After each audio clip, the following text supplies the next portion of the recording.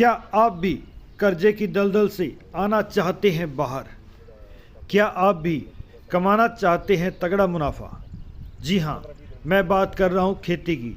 अगर आप किसान हैं और कर्जे की दलदल से बाहर आना चाहते हैं और अच्छा मुनाफा कमाना चाहते हैं तो इस वीडियो को अंत तक ज़रूर देखना, और हो सके तो अन्य भाइयों की जानकारी के लिए, उनके हित के लिए इस वीडियो को शेयर भी ज़रूर करना। देखिए किस तरह से ये मूंग की फसल लहलहा रही है। अपने आप ये कहानी बयां कर रही है तरक्की की, प्रगति की। नमस्कार, मैं पवन कुमार। आप देखना शुरू कर चुके हैं सिरसा पीआरपी न्यूज़। जैसा कि आप मेरे पीछे तस्वीरें देख पा रहे हैं, ये है मूंग की खेती। जी हाँ, और मैं आपको बता दूं कि मैं इस वक्त राजस्थान में नहीं बल्कि हरियाणा में सिरसा में खड़ा हूँ, जहाँ मूंग की खेती की जा रही है।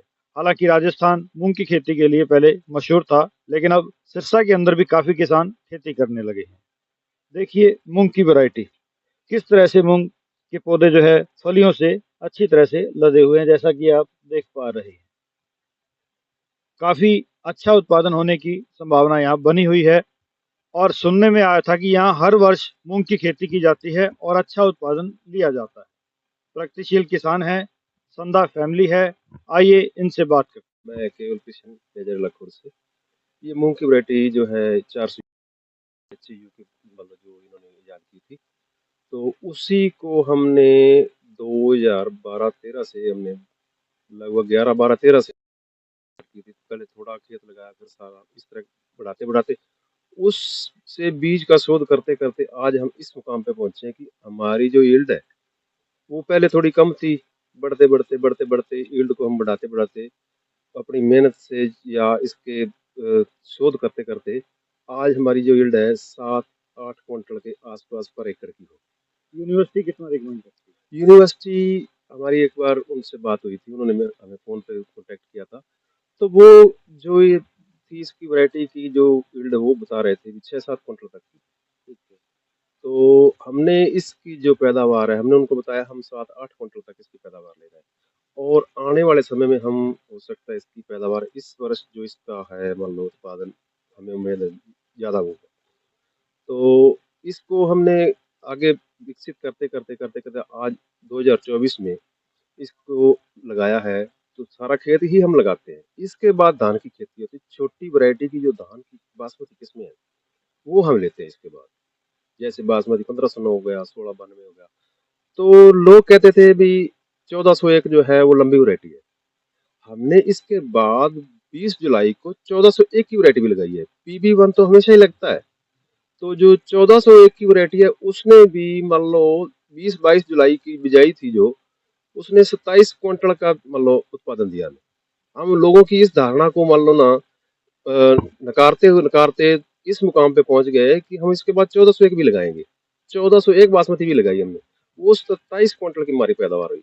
जिन्होंने लगाया था जून में उनकी 22-23 क्विंटल 25 क्विंटल की आई, तो हमारा मान लो 2 क्विंटल से ज्यादा हुआ। इसी को देखते हुए लोगों ने मान लो हम लोगों के लिए ही प्रैक्टिकल करते हैं लगभग। सुनने में आया था कि जैसा कि आप 12 सालों से लगा रहे हो, लेकिन अब पिछले 1-2 वर्षों से अपने क्षेत्र में काफी अधिक मूंग लगने लग गया है। तो उसका कारण भी आपको ही बताया जा रहा है, क्योंकि आपने यहाँ से शुरुआत की, लोगों को जानकारी दी। तो क्या कुछ कहेंगे इस बारे में? ये हमने जब शुरुआत की 2012 में, तो लोग हमें कहते थे ये भी जब बारिश आएगी तब आपको देखेंगे, तब क्या होगा आपका, तब इसको आप रोटावेटर चलाओगे इसमें जब धान होगा। तो ऐसी मान लो कुदरत की मान लो जो सिस्टम बना है वो साल दर साल मान लो हमारा उत्पादन बढ़ता गया, और लोग देखते गए भी यार ये तो उत्पादन ले रहे हैं, हम भी क्यों नहीं इसके पास मान लो ये लगाना चाहते। तो ऐसा ऐसा करके हमारे आसपास के गांव जमींदार हमें देख देख कर मतलब जो जैसे भी हमने जो जितनी एडवाइस हमसे लेना चाहते थे हम एडवाइस भी दिया उनको। तो एडवाइस देते देते अब हमारे आसपास के 2-3 गांव 4 गांव 5 गांव जितने भी हैं उन्होंने सभी गेहूं के बाद मूंग की फसल लेना शुरू कर दिया है, और उत्पादन भी अच्छा हो रहा है। इसी वजह से पहले जो सिरसा की मंडी थी, हमें सिरसा इसका मंडीकरण करने में हम दिक्कत आती थी, हम बाहर की मंडियों में ले जाते, यहाँ रेट कम मिलता था। तो यहाँ से जो अब इनका मंडीकरण भी सिरसा में पूरा मतलब भाव मिल रहा है। 2 साल पिछले 2 साल मंडीकरण का जो सबसे मुश्किल काम था वो यहाँ भाव नहीं मिलते थे, तो उसी वजह से मतलब हमें बाहर बेचनी पड़ती थी। तो यहाँ मंडीकरण करना भी अब आसान हो गया, सिरसा की मंडी में व्यापारी आने लग गए। तो मंडीकरण का रास्ता आसान हो गया, भाव भी मिलने लग गए। तो इसका जो बिजाई का टाइम है वो हम मान लो गेहूं काटते वक्त जैसे ही हमारी गेहूं की कटाई होती है उसी वक्त अप्रैल में ही हम इसकी बिजाई कर देते हैं। अप्रैल के बाद हमने मान लो इसका 70 दिन में ये पक कर तैयार हो जाती है। 70 दिन, जुलाई 10 तक पूरे हो जाते हैं। अगर अप्रैल में भी ही बिजाई हो जाए तो 70 दिन 10 जुलाई तक पूरे हो जाते हैं। तो ये 70 दिनों में पक के तैयार हो जाती है। इसका इतना बेनिफिट है।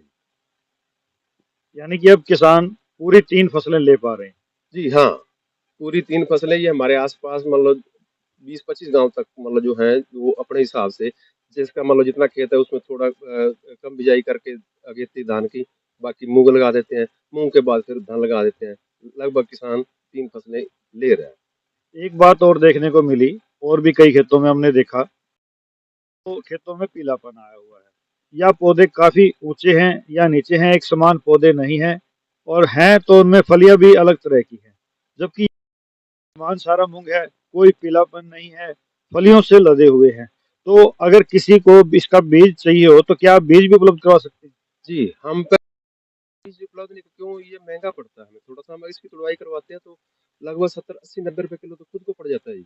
फिर उसकी साम संभाल करते करते इस तो किसान थोड़ा मान लो हिचकिचाता था। तो हमने पिछले 2 सालों से इसका बीज रखना शुरू किया। किसान जब मंडी में जाता है ना तो मंडी को उसका जो बीज की प्योरिटी के बारे में नहीं पता चल पाता। ये जो हमारा खेत है ये बीज हम खुद तैयार करते हैं इसमें से। जितना बीज है ना वो आप खुद छांट के, 2 भाई हैं, दोनों भाई लग के, हम लेबर भी नहीं लगाते उसमें। जितना बीज एक बार तैयार करके उसको दोबारा अगले खेत में बीज के उसको बीज को तैयार करके हम जिम्मेदार को प्रोवाइड करवाते हैं। वैसे मान लो जैसे काट लिया सारा, उसमें छोटा बड़ा आ जाता है। ये जो खेत हमारा है ना सारा एक सा ही आपको दिख रहा है। देखो इसमें कोई ऊंचा नीचा नहीं, कोई पीला मोजिक वाला पौधा नहीं है। 421 में कोई लगभग पीला मोजिक नहीं आता। तो हमने ये बीज मान लो अपनी मेहनत करके एक एक दाना एक एक फली अलग से चुन के तो वो तैयार करके उसको आगे मतलब बढ़ा के वही जमींदारों को प्रोवाइड करवाते हैं।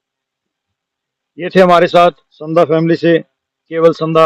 आपको बता दूं कि संधा फैमिली लगातार सामाजिक कार्यों में रही है, चाहे वो सड़कों के ऊपर पौधारोपण करना हो, या इसके अलावा बात करूं, स्कूलों के अंदर भी पौधारोपण किया गया, स्कोरे लगाए गए। और स्कोरों के लिए तो पिछले कई वर्षों से, जी हाँ, मैंने करीबन 7-8 साल पहले भी इनकी स्टोरी लगाई थी, तब इन्होंने स्कोरे लगाने आरंभ किए थे, जिसके बाद स्कोरे लगाने का एक चलन ही चल पड़ा था। पूरा परिवार, बात करूं तो महिलाएं तक, इस सामाजिक कार्यों में पूरा सहयोग करती हैं। और अब ये इन्होंने जो मूंग का खेती का बीड़ा उठाया है, या यूं कहूं कि किसानों को प्रगति का एक और रास्ता दिखा दिया है। आप देख रहे हैं श्री तस्वीरें सिरसा PRP न्यूज पर।